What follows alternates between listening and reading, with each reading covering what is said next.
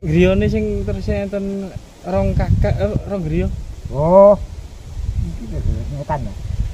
Nggih lurus mawon. Nggih, lurus Oh, mawon. nggih. Pirang kilo niku, Pak? Ya celak lah. Oh, nggih. Nggih. Matur suwun, Bang. Nggih, Nggih. lurus mawon kan.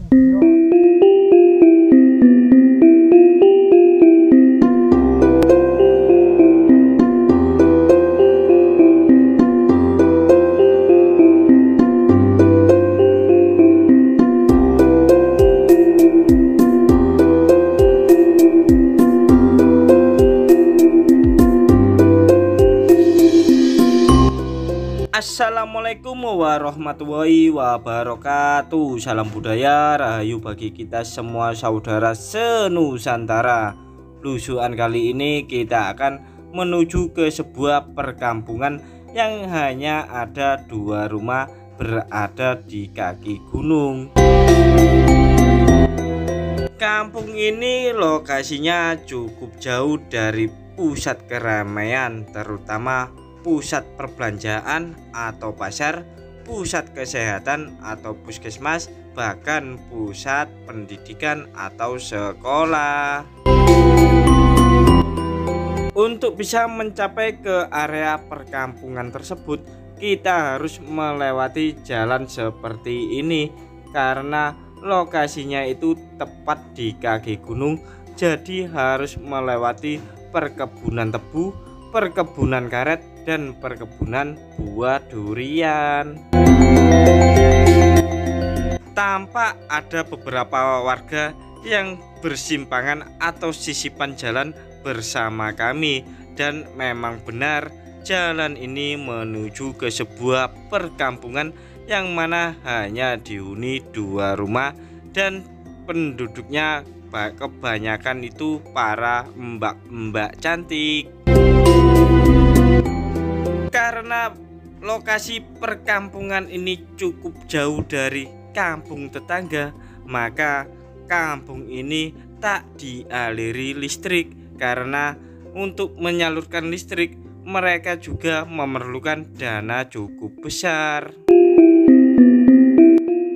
Sehingga untuk penerangan kampung ini mereka hanya mengandalkan solar panel atau tenaga matahari untuk penerangan saat malam hari. Namun di saat dikala musim penghujan, pastinya sering terjadi mendung yang gelap, sehingga mereka kalau malam hari hanya diterangi lampu sekitar 4 jam saja. Penduduk kampung ini yang terdiri dari mbak-mbak cantik ini lebih suka mengisolasi diri saat malam hari, karena kalau mau kemana-mana ataupun pergi ke kampung sebelah atau kampung tetangga, mereka takut karena di sepanjang jalan ini tak ada penerangan jalan umum. Coba kalian bayangkan bila ingin berkunjung atau bertamu ke rumah mbak-mbak cantik yang ada di kampung terpencil ini yang berada di tengah hutan saat malam hari. Pastinya kalian akan takut ataupun lari terbirit-birit karena untuk menuju ke sana jalannya gelap gulita. Selain gelap gulita di saat malam hari tanpa penerangan jalan umum, jalan ini juga banyak percabangan, sehingga dikhawatirkan apabila kalian yang baru pertama kali mau mengunjungi kampung terpencil ini yang hanya dihuni 2 rumah saja, kalian nanti khawatirnya akan kesasar. Belum lagi saat kalian mau berkunjung saat musim penghujan, pasti jalan ini atau medan jalan ini sangatlah berat karena penuh dengan genangan-genangan air yang cukup dalam dan membuat kendaraan kalian tidak bisa jalan. Kalau musim kemarau, jalan ini juga bisa dilalui dengan kendaraan roda 4 dan roda 2. Meski banyak rintangan dan halangan menghadang, menuju ke kampung terpencil ini yang hanya terdiri dari 2 rumah saja dan penghuninya mbak-mbak cantik doang. Maka kalian dipastikan aman karena jalan ini jauh dari tindakan kriminal seperti begal maupun gangster-gangster. Kampung ini cocok banget untuk mencari jodoh bagi jejaka atau bujang lapuk, bahkan duda-duda tersakiti bila ingin mendapatkan jodoh di kampung terpencil ini yang ada 2 rumah saja, karena penghuninya ialah mbak-mbak cantik yang ayu, kinclong, moblong-moblong. Bagi kalian-kalian yang ingin berniat jahat atau berniat negatif, bersiap-siaplah kalian akan ditangkap para penjaga perkebunan tebu di kawasan seputaran tempat ini. Lokasi kampung ini juga tak tertulis dan tak tergambar di dalam sebuah peta. Bahkan kalau kalian melihat di Google Map, kalian pasti tak menemukan lokasi keberadaan kampung ini, karena kampung ini hanyalah kampung terpencil yang hanya dihuni 2 rumah dan ditinggali oleh mbak-mbak cantik. Kebetulan kami datang ke kampung terpencil ini yang hanya dihuni mbak-mbak cantik saat hasil atau saat usai panen atau tebang tebu, sehingga untuk menuju jalan menuju kampung terpencil ini jalannya cukup terang benderang dan terlihat jelas. Kalau saat tebunya tinggi-tinggi sangatlah rimbun sehingga terasa jauh dan tak terlihat. Bagi kalian-kalian yang berminat ingin mengunjungi kampung terpencil ini yang hanya ada 2 rumah saja dan ditinggali oleh mbak-mbak cantik, lihatlah dan simaklah baik-baik video kami dari awal, karena kami memberikan petunjuk jalan agar kalian tidak kesasar maksudnya ya, dan tidak bertanya-tanya lagi di bawah kolom komentar. Kami sengaja memberikan informasi penunjuk jalan melalui jalan-jalan yang kami lewati dahulu, karena kalau kalian langsung meminta video ke lokasinya, kalian pasti penasaran dan kesasar saat sendirian mau ke kampung ini. Jadi simak betul-betul ya jalan yang akan menuju ke kampung terpencil ini yang hanya dihuni mbak-mbak cantik yang ayu, kinclong, moblong-moblong. Penduduk kampung terpencil ini yang hanya dihuni mbak-mbak cantik ini kebanyakan berstatus 43 alias jendes-jendes baru. Untuk memenuhi kebutuhan hidup lahiriah, para mbak-mbak cantik ini kebanyakan berprofesi sebagai buruh tani, perkebunan karet, perkebunan tebu. Namun untuk kebutuhan batiniah atau biologis, mbak-mbak cantik ini kebanyakan memakai benda-benda yang ada di sekitarnya, mulai dari buah timun ataupun buah pisang ataupun buah-buah yang lainnya. Namun bagi mbak-mbak yang memiliki uang berlebih, mereka kebanyakan membeli peli ganyong yang terbuat dari benda karet atau silikon yang biasanya dijual secara online. Mbak-mbak cantik ini yang berstatus 43 ini lebih memilih tinggal di kampung terpencil ini karena mereka membutuhkan ketenangan jiwa, ketenangan pikiran, dan ketenangan batin dari rasa trauma. Meski mbak-mbak cantik yang ayu, kinclong, moblong-moblong ini berprofesi sebagai buruh tani, perkebunan karet, dan perkebunan tebu, jangan salah ya, mereka ini cantik, ayu, alami, ada pula yang menggunakan skincare karena mereka juga mengutamakan penampilan. Meski wajah-wajah mereka cantik, mereka rela bekerja di bawah terik matahari karena untuk kebutuhan perut mereka dan kebutuhan perut keluarganya. Jadi mereka selain buruh tani, mereka juga memelihara hewan ternak. Maka kadang mereka juga ngarit rerumputan buat pakan ternak. Nah, coba perhatikan, kali ini kita akan melihat persimpangan jalan yang sering membuat kita kesasar atau kita bingung. Jadi perhatikan baik-baik jalannya ya. Setelah kita melihat simpang 3 dan tanda gapura yang terpendam, kita ambil jalan kiri, dan ini jalan lurus ini langsung menuju kampung terpencil yang ada 2 rumah dan dihuni mbak-mbak cantik.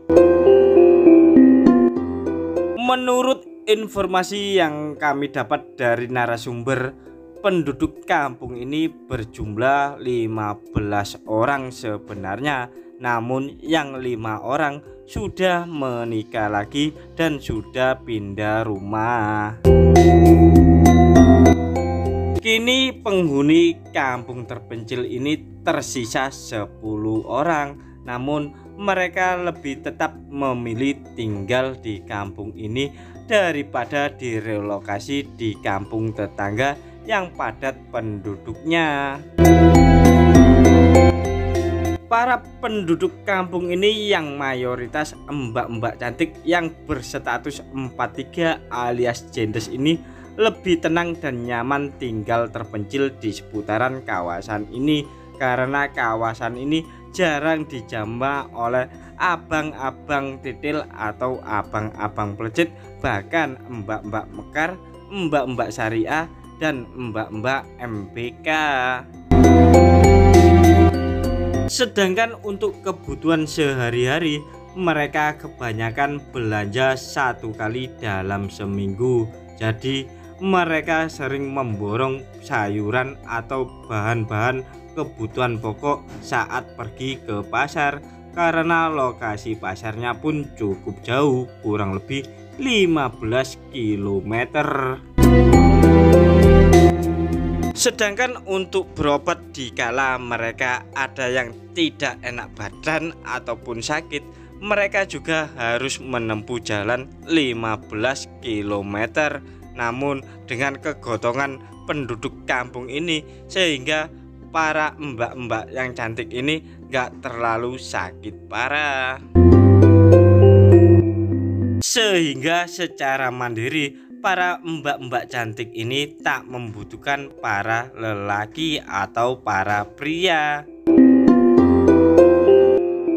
Sedangkan apabila ada para bapake-bapake atau emas-emas yang ingin berkunjung ke tempat mereka, biasanya hanya dijadikan tempat atau alat untuk menggoreng tempe bacem milik mereka. Hal ini sangatlah wajar secara manusiawi, karena tempe tahu mbak-mbak cantik ini juga perlu diperlakukan wolak-walik agar tidak gosong selama bertahun-tahun. Semoga saja dengan kedatangan kami ataupun kedatangan kalian bila berkunjung ke sini bisa menarik hati para mbak-mbak cantik yang ayu kinclong moblong-moblong buat membantu molak-malik tempe tahu mereka. Yang pastinya bagi kami ataupun bagi kalian-kalian yang melihat video ini, tentunya kalian juga berharap kalau datang ke kampung terpencil ini, kalian tidak hanya disuguhi minuman saja, namun disuguhi hal-hal yang lainnya. Paham kan kalian maksud kami? Sebelum kalian berkunjung dan bertamu di kampung ini, kami sarankan agar kalian stamina kalian ini selalu terjaga dan selalu kuat. Supaya apa? Kalian apabila disuruh atau membantu molak-malik tempe tahu mereka bisa bertahan lama, karena tempe tahu mereka juga lama tak diwolak-walik. Namun alangkah baiknya bila kalian sudah bertemu sama penghuni kampung ini yang kebanyakan mbak-mbak cantik yang berstatus 43 alias jendes, alangkah baiknya kalian datang melamarnya. Bagi kalian-kalian yang ekonominya di bawah pas-pasan, jangan coba-coba meminang mbak-mbak cantik yang ada di kampung ini, karena mereka juga butuh hidup layak seperti manusia yang lainnya. Nah, akhirnya setelah perjalanan yang cukup jauh dan melelahkan, penuh halangan dan rintangan oleh medan, akhirnya kita sudah sampai di kampung terpencil yang hanya ada 2 rumah saja. Mari kita lihat sama-sama, barangkali kita bisa bertemu dengan penghuni kampung ini. Mumpung kondisi sangatlah sepi di seputaran kampung ini, apalagi cuacanya lagi mendung dan sangatlah syahdu apabila kita bertamu di kampung terpencil ini yang dihuni mbak-mbak cantik yang ayu kinclong moblong-moblong. Karena di sepanjang jalan kita menuju kampung terpencil ini tak ada warung, alangkah baiknya kita mencoba meminta secangkir kopi panas ataupun secangkir teh hangat untuk bisa menghilangkan dahaga yang ada di tenggorokan kita. Ternyata, ternyata 2 rumah ini ternyata kosong tak berpenghuni. Kemanakah mbak cantik yang ayu kinclong moblong-moblong yang selama ini tinggal di rumah ini? Apakah mereka jadi pindah rumah atau jadi direlokasi di kampung yang padat penduduknya? Kami juga tak tahu. Untuk lebih lengkapnya, mari kita lihat keadaan di dalam rumah ini. Barangkali ada seseorang yang tinggal di rumah ini. Perlahan-lahan mari kita amati rumah ini dari jarak jauh. Mungkinkah ada kehidupan yang tinggal di rumah ini? Dan kawasan ini sering disebut kampung terpencil Tuyuke Boyo. Untuk memastikan adakah mbak-mbak cantik yang ada di dalam rumah ini, alangkah baiknya kita sama-sama melihat ke dalam rumah ini. Mungkin ada mbak-mbak yang tinggal di rumah ini. Melihat bangunan gedung ini, kayaknya rumah ini tak beberapa lama ditinggalkan penduduknya, terutama bagi mbak-mbak cantik yang ayu kinclong moblong-moblong. Namun secara fisik bangunan rumah ini masih layak digunakan karena masih kokoh dan terlihat masih terawat. Bagi para penonton yang memiliki kenangan pernah bertamu di kampung ini dan pernah menginap di rumah ini, silakan tulis komentar di bawah video ini. Melihat bekas pembakaran di tempat ini, kemungkinan ruangan ini dulunya sering digunakan sebagai dapur untuk memasak kebutuhan hidup sehari-hari bagi mbak-mbak cantik yang ayu kinclong moblong-moblong. Selanjutnya kita akan melihat bilik yang ada di sebelah kiri kita ini, yang dulunya sering digunakan untuk beristirahat bagi mbak-mbak cantik yang ayu kinclong moblong-moblong. Cobalah lihat gambar-gambar vandalisme yang ada di tembok ini kemungkinan ini baru saja digambar atau ditulis beberapa bulan yang lalu. Dugaan kami, mbak-mbak yang cantik, ayu, kinclong, moblong-moblong ini direlokasi ke kampung sebelah yang jaraknya cukup lumayan jauh namun padat penduduk dan dekat dengan keramaian, karena lokasi kampung ini sebelumnya pernah disinggahi oleh calon-calon pemimpin daerah. Selanjutnya kita akan melihat bilik yang lain yang ada di sebelah kiri ini, yang konon khusus untuk melakukan ritual cuci coyok dengan menggunakan alat-alat seadanya berupa buah timun, buah pisang maupun buah-buahan yang lainnya. Maka tak heran atap di bagian bilik ini jebol, kemungkinan sering dipakai buat melakukan ritual-ritual khusus bagi mbak-mbak cantik yang ayu, kinclong, moblong-moblong dengan status 43 alias jendes. Selanjutnya kita akan melihat bagian belakang dari rumah yang ditinggalkan oleh mbak-mbak cantik. Ada apa sajakah yang ada di bagian belakang rumah ini? Kok kelihatan sangat menarik bagi kami. Tepat di belakang rumah ini ternyata ada pohon durian yang cukup besar. Kemungkinan mereka ini juga menanam selama puluhan tahun dan buah-buahnya pun banyak yang jatuh membusuk seperti tampak di dalam video ini. Dan di bawah rumah ini juga ada tempat mandi khusus buat para mbak-mbak cantik yang ada di kampung ini. Cobalah kalian lihat baik-baik di bagian belakang ini. Ada sebuah sumur dan bekas kamar mandi bagi mbak-mbak cantik yang ayu, kinclong, moblong-moblong dahulu kala. Ini tempatnya sangatlah banyak ditumbuhi rerumputan liar. Mungkin selama setahun ini tak pernah dikunjungi oleh pemilik rumah atau dikunjungi mbak-mbak cantik.